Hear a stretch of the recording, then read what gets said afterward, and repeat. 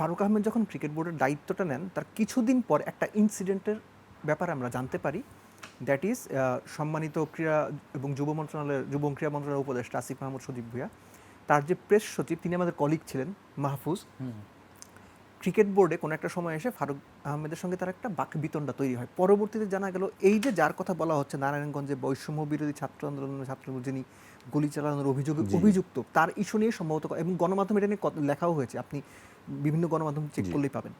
So ওই সময় থেকেই কিন্তু একটা ব্যাপার আঁচ পাওয়া যাচ্ছিল যে দেয়ার আর সাম থিংস যেটা সরকার পছন্দ করছেন না।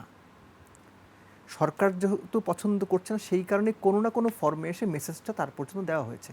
এই যে বিসিবিতে আপনার দুর্নীতি দমন কমিশনের যে দায়িত্বপ্রাপ্ত ব্যক্তিরা আসলেন, বিভিন্ন কাগজপত্র খতিয়ে দেখলেন, 3টা পার্টিকুলার ডিসপিউটের কথা তারা বলেছেন। এর একটা ফিনান্সিয়াল ডিসপিউট না, বাকি দুটো ফিনান্সিয়াল ডিসপিউট। ওই যে আপনার বিপিএল এর টাকার অঙ্কটা, আপনার টিকিট বিক্রি তখন খুব ফলাও করে বলা হলো, কিন্তু 2-3টা যে বাজে ডিসপিউট সেটা কিন্তু কোনো আলোচনা হলো না।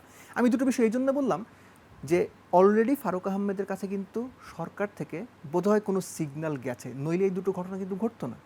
কারণ এখানে যে তিনি বসেছেন এটার পেছনে বাংলাদেশ সরকার বা গণপ্রজাতন্ত্রী বাংলাদেশ সরকারের যুব এবং ক্রীড়া মন্ত্রণালয় বা সংশ্লিষ্ট যারা নীতি নির্ধারক আছেন তাদের কোনো ইনপুট নাই, এটা বোধহয় কেউ বিশ্বাস করবেন না।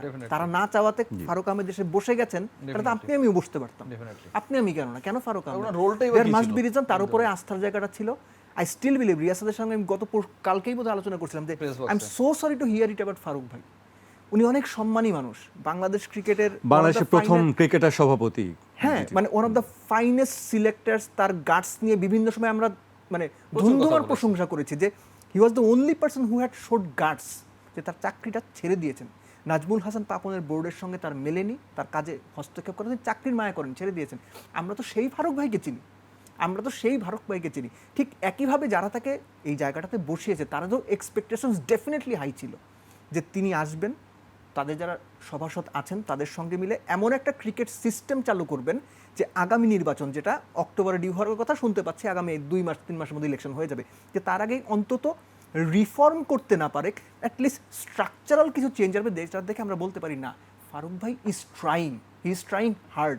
আউটকাম কী আসবে সেটা পরে, আপনি খুব ভালো পড়ালেখা করে পরীক্ষা ফেল করতে পারেন, ইট ক্যান হ্যাপেন, কিন্তু এই যে চেষ্টার জায়গাটা কিংবা চেষ্টা করার মধ্যে যে আমরা একটা সুদূর প্রসারী পরিকল্পনা দেখতে পারি, বলতে পারি না এই পরিকল্পনাটা ভালো, আনফর্চুনেটলি এই